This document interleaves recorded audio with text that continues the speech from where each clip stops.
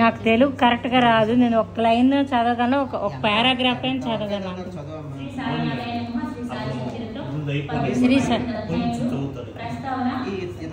అంటే కొంచెం కష్టమైన వర్డ్స్ కదా,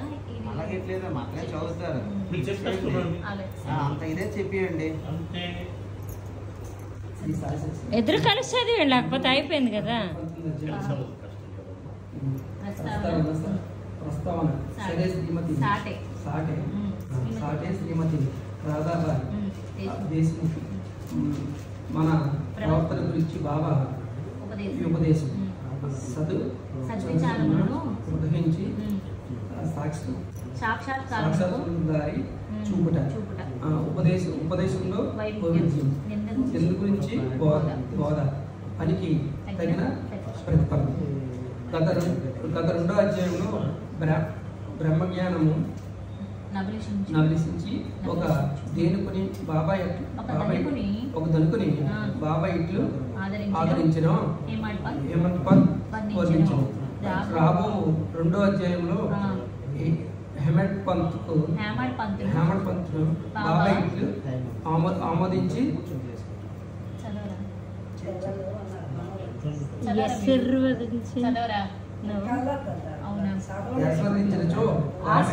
బాబా ఇట్లు తమ భక్తులకు మంచి ఆలోచనలు ప్రేరేపించి మోక్ష మార్గము చూపుచుండెను.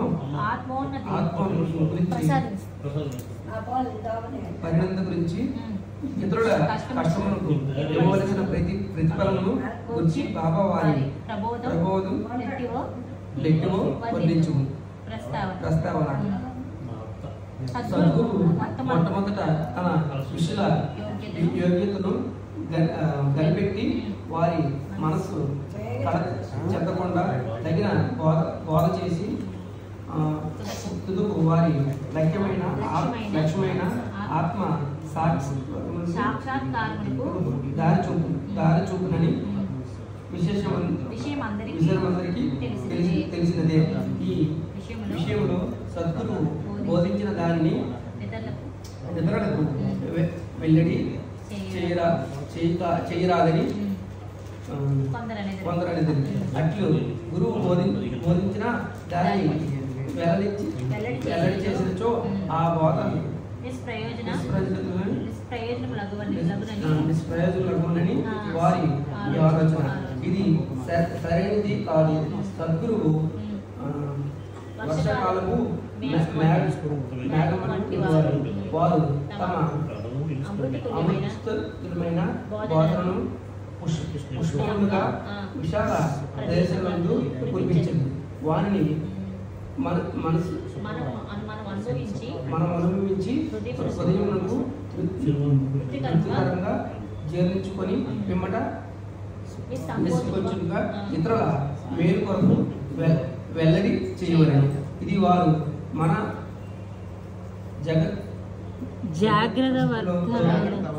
జాగ్రత్త అవస్థలోను గాక స్వప్న అవస్థలో కూడా తెలియజేయ విషయములకు వర్తించును. తన స్వప్నములందు జరిగిన రామరక్ష సూత్రమును బోధ కౌశిక ఋషి ప్రచురించిన ఉదాహరణను ఇచ్చట స్మరించవలెను. శ్రీ సచ్చిదానంద సద్గురు సాయినాథ్ మహారాజ్ కీ జై. ప్రేమగల తల్లి ఇది పారాయణ గ్రంథం అంటారు, ఇదే చదవాలి. సరే, నాకు తెలియదు. అందుకే మీకు చెప్పండి.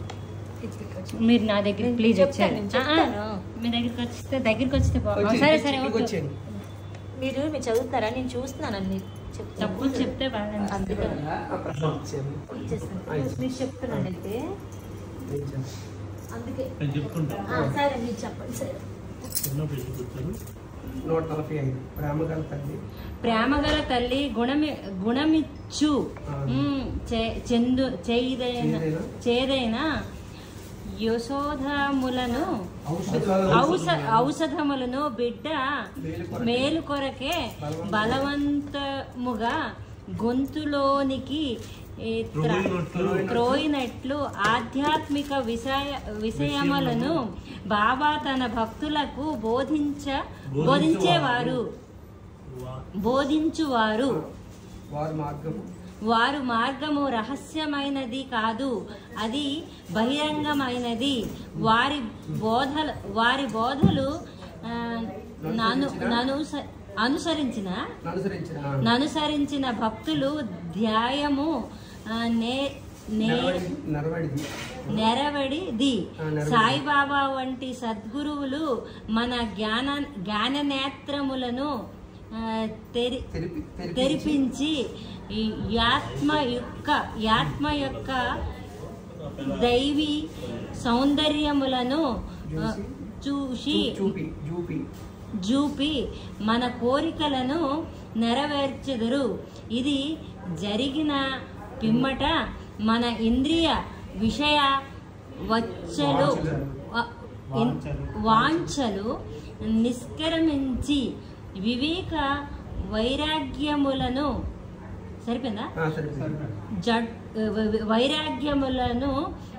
జంట ఫలముల చేతికి వచ్చెను. నిద్రలో కూడా ఆత్మజ్ఞానము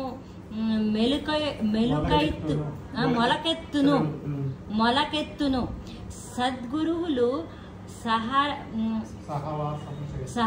సహవాసము చేసి వారిని సేవించి వారి ప్రేమను పొందినచో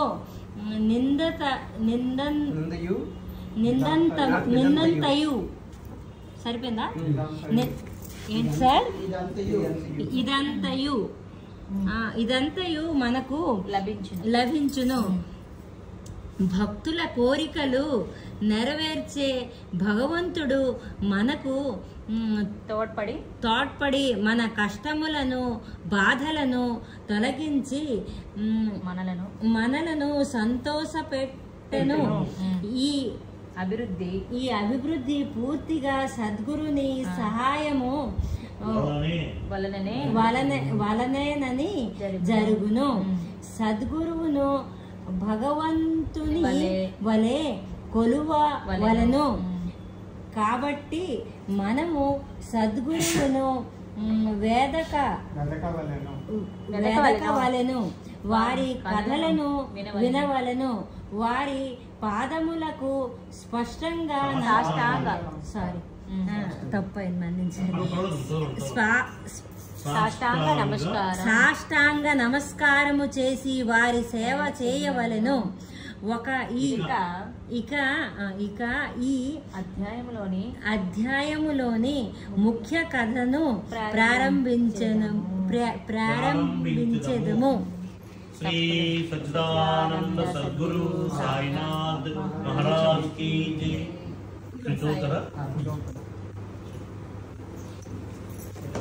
note 40 page starting. Sir Sathe అంటే అర్థం ఏంటి సార్? అది పేరమ్మా. Okay okay okay. సాటే అను అతను బుక్ దగ్గర ఉందా? బుక్ దగ్గర ఉంది.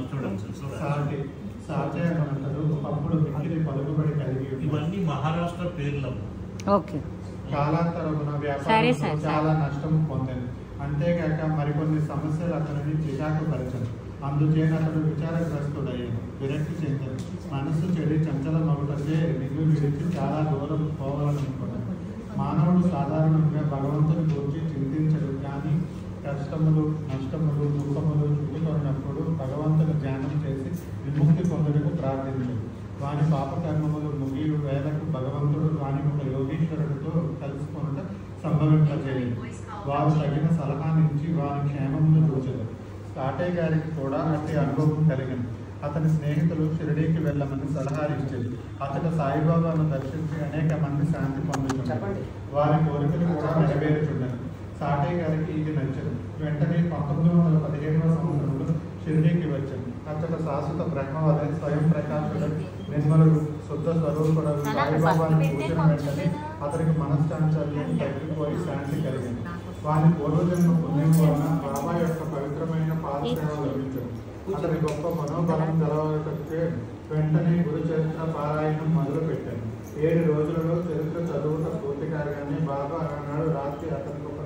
దృష్టాంతమును చూపాను. అది ఇట్లుండను.